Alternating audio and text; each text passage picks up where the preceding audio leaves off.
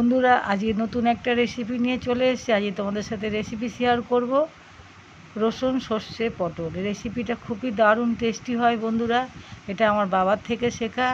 এটা ভাত রুটি সাথে খেতে দারুণ লাগে বন্ধুরা। তোমরা এইভাবে আমি যেভাবে বানালাম সেভাবে তোমরা বানিয়েও খুব ভালো লাগবে। রসুন সর্ষে পটল সবাই হয়তো বানাতে পারে বন্ধুরা, আমি কিভাবে বানালাম সেটাই তোমাদের সাথে শেয়ার করলাম। সঙ্গে থেকো আর প্লিজ ভিডিওটা পুরো দেখতে থেকো, খুব ভালো লাগবে। তো চলো বন্ধুরা, রসুন সর্ষে পটল কীভাবে বানালাম সঙ্গে থাকো। নমস্কার বন্ধুরা, তোমরা সব কেমন আছো? আশা করি তোমরা খুব খুব ভালো আছো। দিদিনাথের ব্লগ চ্যানেলে তোমাদের সকলকে স্বাগত। দেখো বন্ধুরা, সকাল সকাল রান্নাঘরে চলে এসেছি। তো চা বিস্কুট খাওয়া হয়ে গেছে। আর দেখো এখানে জামাই অফিস যাবে, যে টিফিন করে দিলাম। এখানে পটল আলু আছে আর ফোড়নে দিয়েছি খুবই সিম্পল তরকারি, কোনো মশলা বাটা মশলা কিচ্ছুই দিইনি। এটা খুব খেতে টেস্টি হয়। 5 ফোড়ন, একটা শুকনো লঙ্কা, একটা কাঁচা লঙ্কা, একটা তেজপাতা, হলুদ নুন দিয়ে তরকারিটা বানিয়েছি। আর দেখো এই যে রুটি। তো ওকে আমি টিফিনটা দিয়ে দেবো, তারপরে কি রান্না করছি বন্ধুরা তোমাদের সাথে একটু একটু শেয়ার করবো। তো টিফিনটা দিয়ে দিয়ে অফিস চলে যাবে।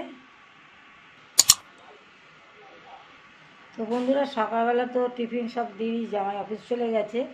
তো আজকের বন্ধুরা সর্ষে পটল দারুণ টেস্টি হয় কিন্তু বন্ধুরা এই সর্ষে পটলটা, আর খেতে খুবই ভালো হয়। গরম ভাতে কি ঠান্ডা ভাতে খুবই ভালো লাগবে খেতে। তো বন্ধুরা এই সর্ষে পটলটা পুরো আমি খোসা ছাড়িয়ে নেব, আর যত বড় বড় পটল নেবে ততই ভালো হয়, আর একটু কচি নিলে ভালো লাগে। তো দেখো আমি এই পটলটা ভালো করে খোসা ছাড়িয়ে নিয়ে আসছি।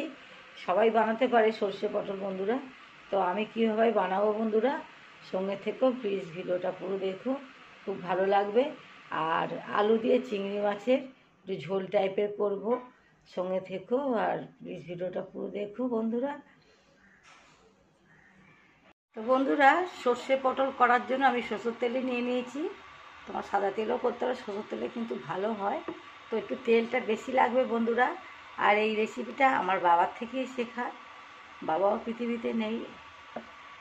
তো দেখো বন্ধুরা তেলটা গরম হোক। তো বন্ধুরা সর্ষে পটল করার জন্য দেখো পটলটা আমি ভালো করে ছাড়িয়ে নিয়েছি।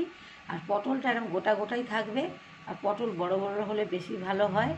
আর আমার মানে এরমই ছিল, এর সাথে বড়ো হলেও ভালো। আমার বাবা না বড় বড় পটল, অনেক বড় বড় পটল পাওয়া যেত এখন, মানে আমি এর চেয়ে আর বড়ো নেই আমার ঘরে।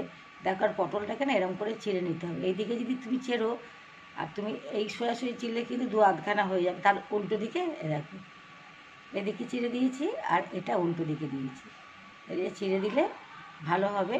তো বন্ধুরা পটলটা ভালো করে ধুয়ে পরিষ্কার করে নিয়েছি, কড়াইয়ে তেল দিয়ে দিয়েছি, তেলটা গরম হয়ে গেছে।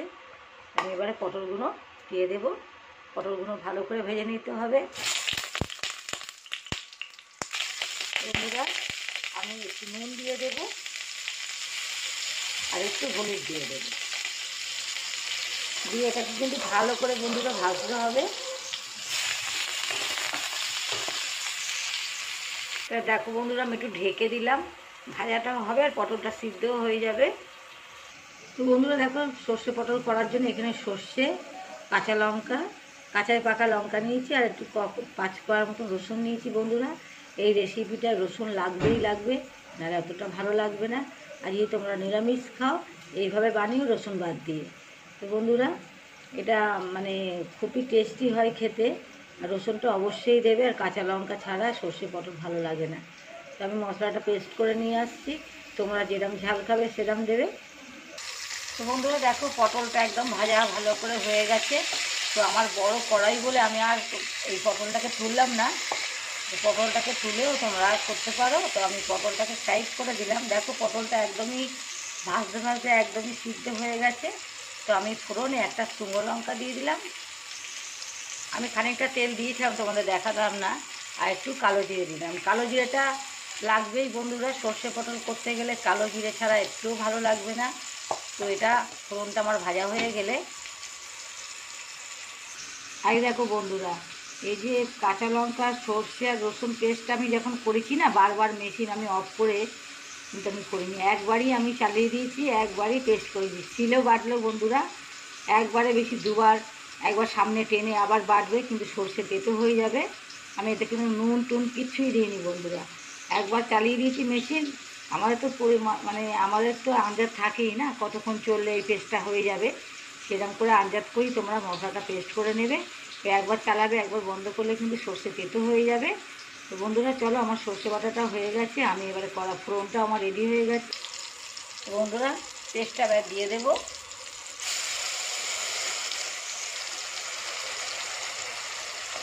কত সুন্দর বন্ধুরা, যখনই তোমরা কড়াই দেবে না এই মশলাটা এত সুন্দর সেন্ট ছাড়বে না বন্ধুরা। বাড়ি যে কোনো অতিথি আসলে বাড়িতে এই রেসিপিটা বানিয়ে দিও, খুব দারুণ হয় খেতে।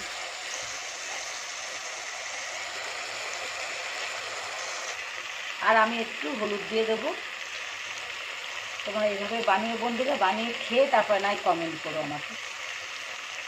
আর একটু জল দিয়ে দেবো।